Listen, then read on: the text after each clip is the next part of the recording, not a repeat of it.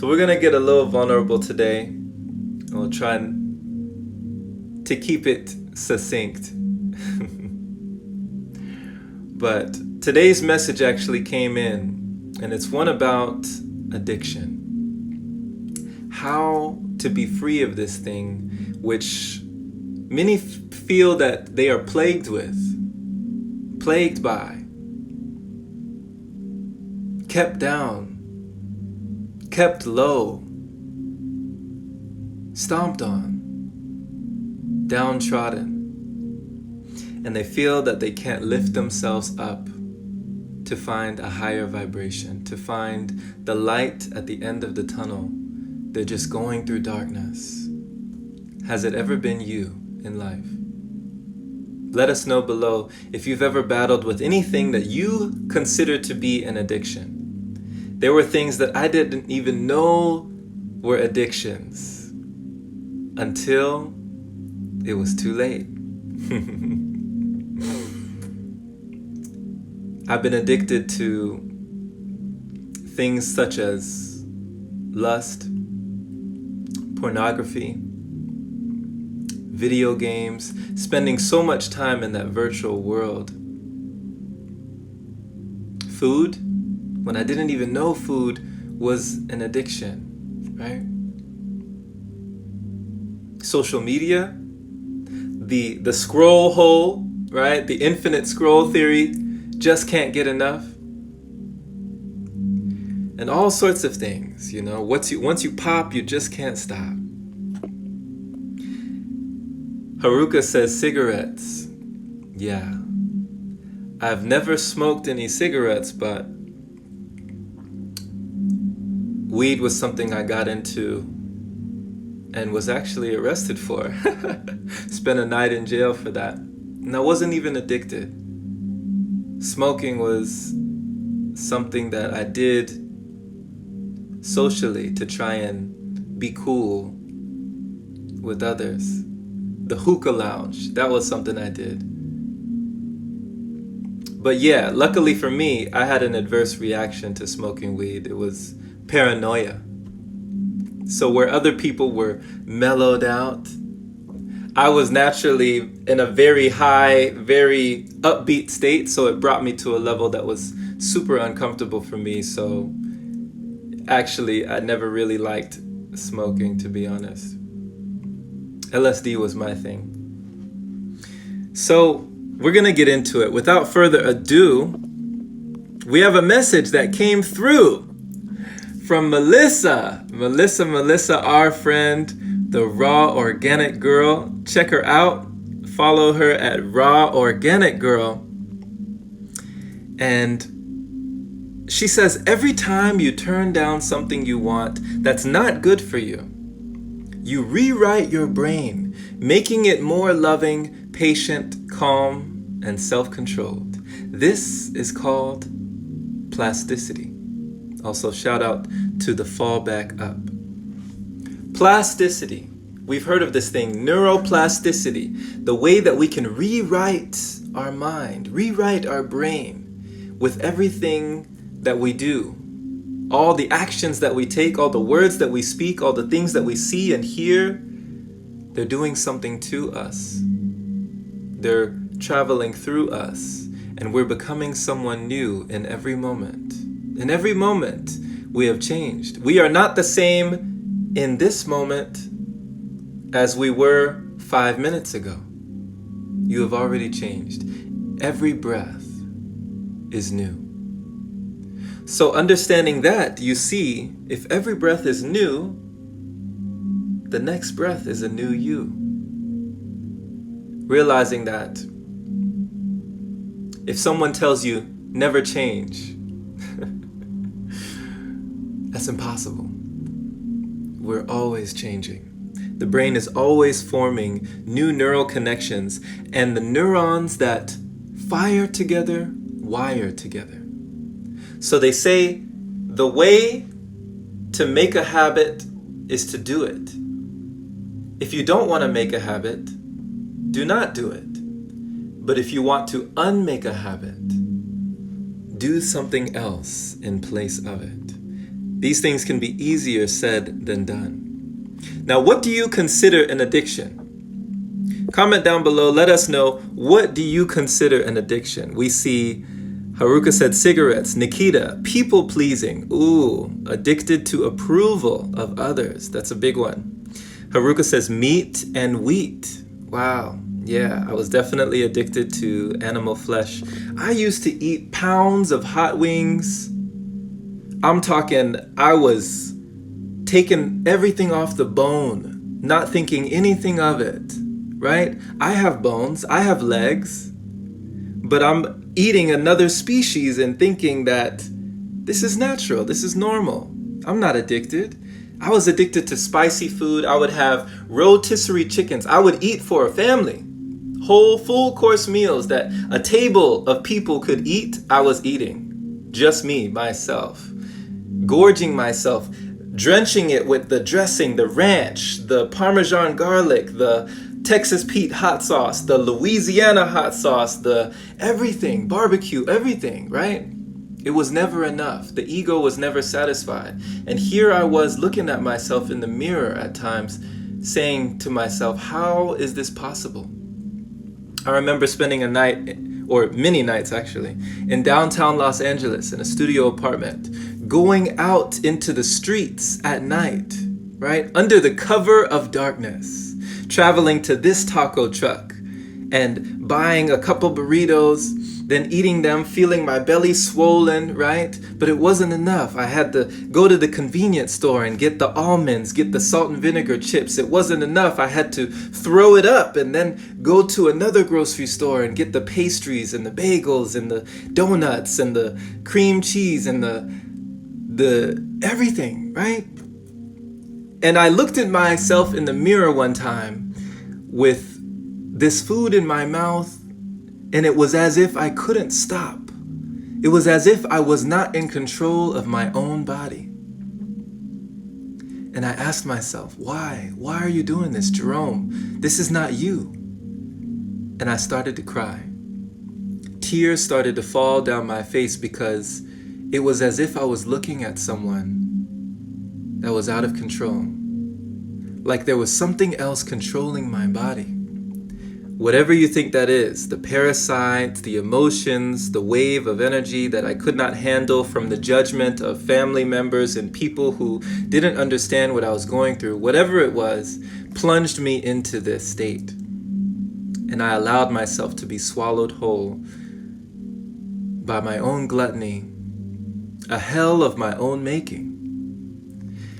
But we did not stay wallowed in that pity for ourselves. We climbed out of that hole. How did we do it? Let's get into it.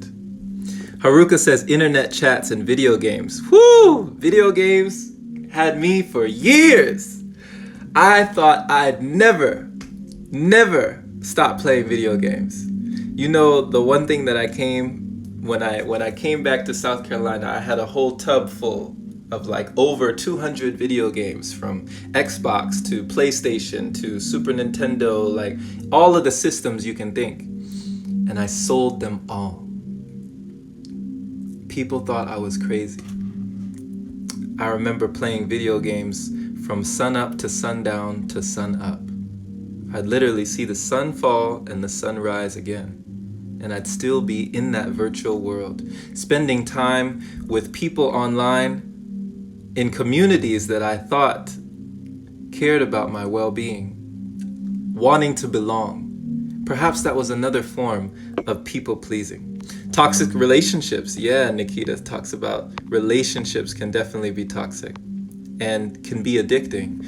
You know, I was in that codependency wave as well, feeling dependent on another person and them feeling dependent on me and us feeling dependent on each other. It's a concoction for disaster. Yeah, so Nada says, anything you can't go without. I like that. Comfort food. Celestial says comfort foods. Yeah, the creature comforts. We are creatures of pleasure and habits. Eternal Soul says, my record is 36 buffalo wings. I think I got you beat. You know, the spiciest I've ever had were called Devil's Breath. They were in Wimberley, Texas, and I had them at Cypress Creek Cafe. One of my coworkers at the zip line, as a tour guide, we were in those days, he took a dab of the sauce that I had on those wings, the Devil's Breath sauce, which was, they started out with a ghost pepper base. Then they had jalapeno and habanero flakes just to mess with you, right? These were challenge wings. These weren't things that you just eat. He took one dab and started crying from a dab of the wings that I was consuming. Do you know what that was doing to my guts, to my insides? To be consuming something so unbelievably acidic and toxic. Willingly, mind you, putting myself through that pain. How did I get to that point? If I was to try and eat the way that I did now today, my body would immediately have such a reaction. So, an addiction. We hear that an addiction, and I like this, when you can stop, but don't want to. And when you want to stop, but you can't. So when you can stop, but don't want to. And when you want to stop, but you can't. Have you ever felt like this? You ever felt like, oh, I could stop anytime I want, right? Just not now. I'm just not ready now. I just feel like I don't want to stop right now. I don't feel like stopping. I mean, I want to enjoy life, right? Life is to be enjoyed, right? Live a little. But then it comes a time when you crave an escape from your escape. When you want to stop and you can't. Have you ever felt like that? Because as they say, the chains of habit are too light to be felt until they are too heavy to be broken. You know, so many of the things that I was addicted to, that I found myself in a hole that I had been digging, I was already 6 feet under. Right? Looking up, asking myself, how did I get here? They say, if you find yourself in a hole, stop digging. For goodness sake, let go of the shovel, right? But the chains of habit are too light to be felt until they are too heavy to be broken. The things that seemingly have no effect on us, eventually they have all the effect, all the control. We become slave to anything that we must have. And luxuries, once tasted, become necessities eventually. You might taste something and, oh, this is a luxury, this is a delicacy. You know, you could think of anything. But eventually that becomes a necessity, something that you feel you cannot live without. You associate your identity with that thing. I associated my identity with video games, even with alcohol. I would drink, you know, wine, whiskey, and wings. Those were my things, my three things. And with pornography, even though that identity was not revealed until much later in my life, when I had the courage to be vulnerable about the things that happened behind closed doors. Every addiction, no matter what it is, says Teal Swan, is the result of trying to escape from something by going in the direction of a need that is currently not being met. What do you feel were the needs that were not being met from the things that you were consuming or resuming and continuing in life, even though they might have brought you pain? My good friend told me there is no pleasure without pain. There is no pain without pleasure. How many things have we done and continued to do because it at first brought us pleasure and later on brought us pain? But when we got to the pain phase, we realized we couldn't stop, even though it had become painful for us. How to be free from addiction. You leave old habits behind by starting out with the thought, I release the need for this in my life. Think of anything that has ever held you down or held you back. What is the need? Really think about this. Meditate on this. Write this down. What is the need that you feel for this in your life? Why do you feel like you need this? What is this doing for you? What is this giving you? Is it giving you more than it's taking away? Is it taking away your time, your energy?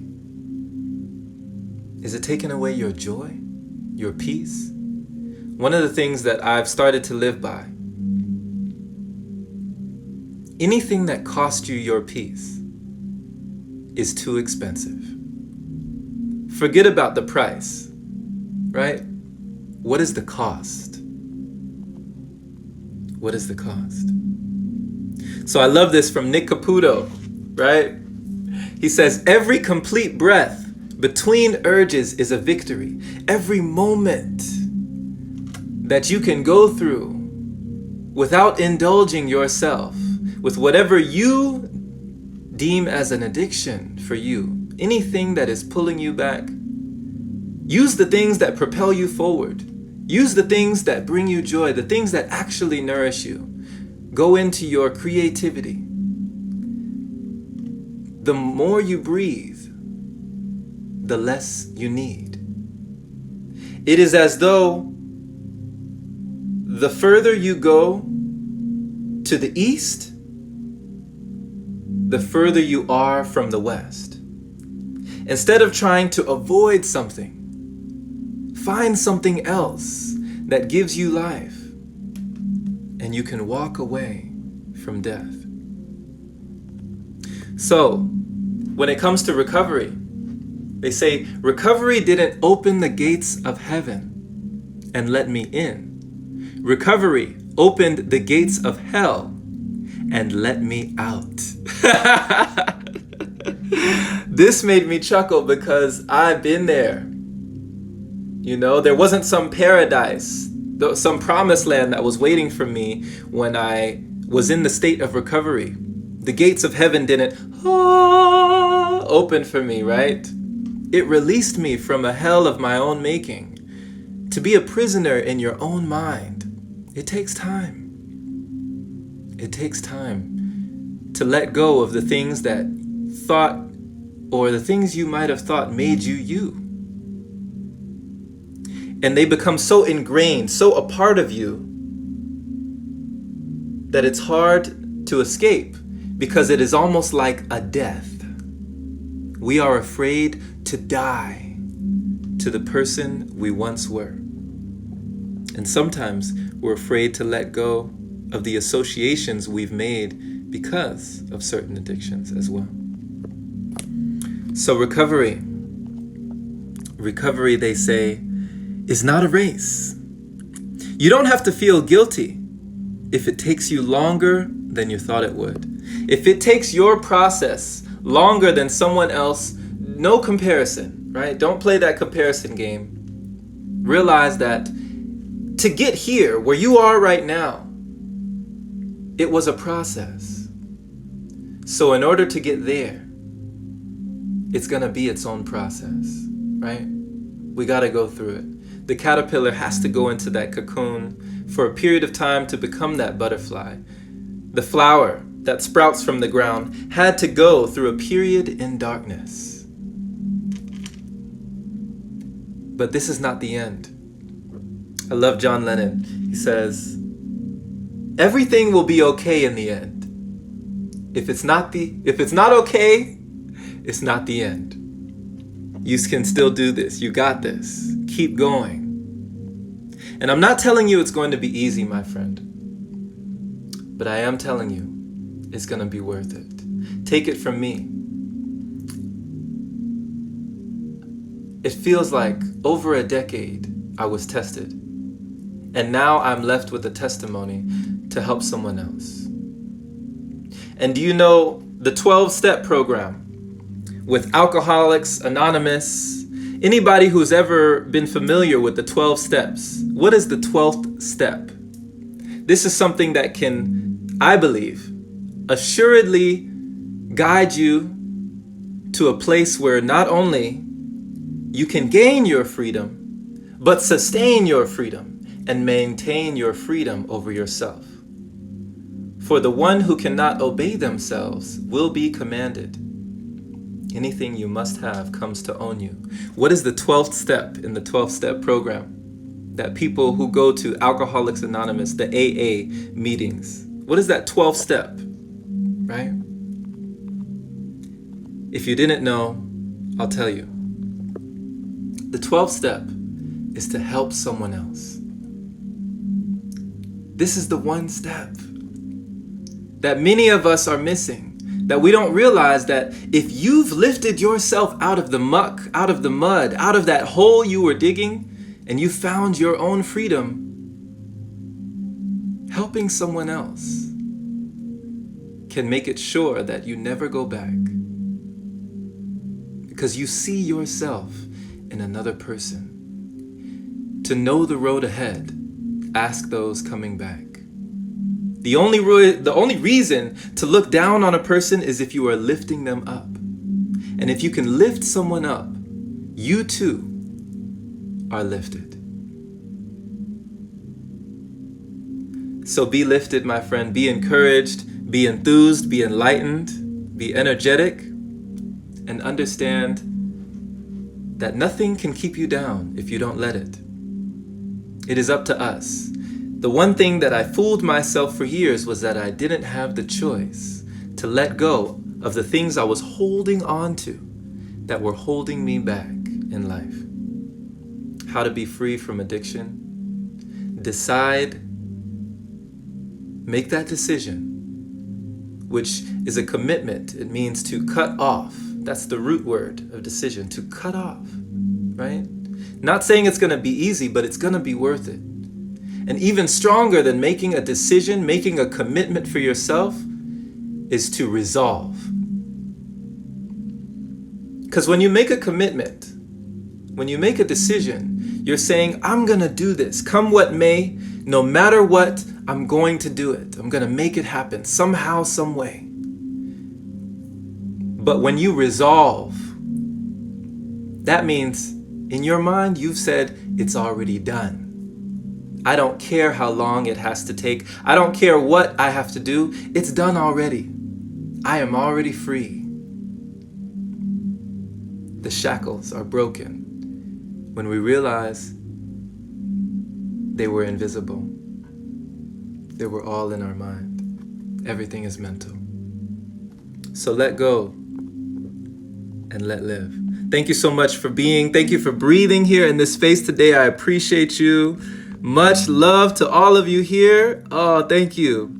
Yes, much love. Oh, someone said, Nikita says clothes. Yeah, clothes were another one. Yeah, the 80-20 rule, the 80-20 principle helped me with getting rid of a lot of the clothes that I wasn't even wearing. 80-20, check that out. That book changed my life.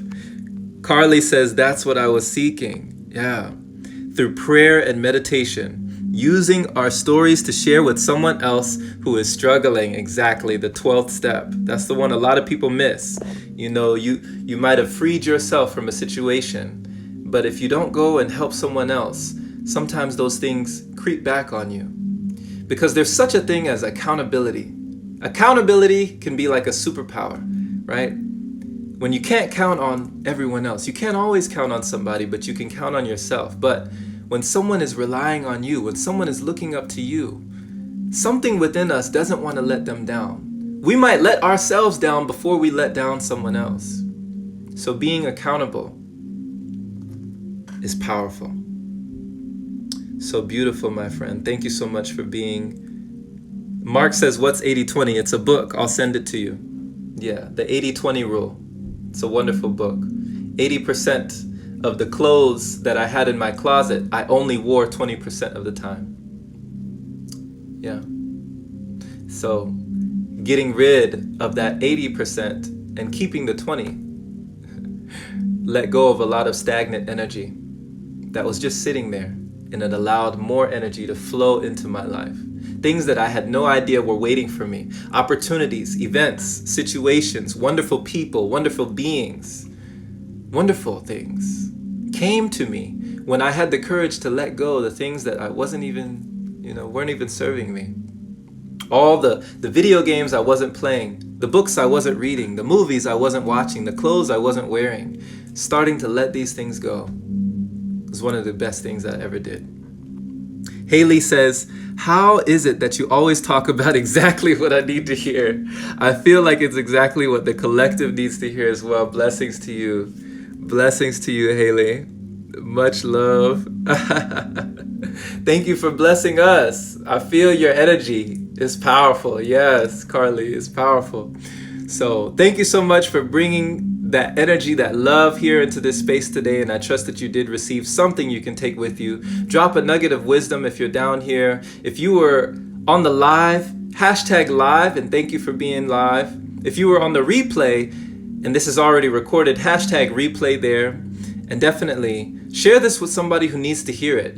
Put it on your story if you feel it will help somebody gain value from it. Even one person is more than enough that receives the message. One with ears to hear and a heart to receive. Definitely hit the bell notification if you want to be notified whenever we do these live sessions. And check out the Open Palm podcast. That's the one in the bio there for your listening pleasure, your daily inspiration, my friend. Be well, be blessed, never stressed. Always remember that the chains of habit are too light to be felt until they are too heavy to be broken. But this can go in both ways.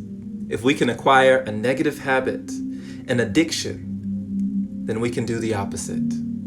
We can acquire something healthy. We can acquire something life-giving. We can acquire something that can lift us up. And as we lift others, we too are lifted. As the tide rises, all boats will rise. Keep rising, my friend. Keep shining, and let the world see you shine. Take care. We'll catch you again very soon.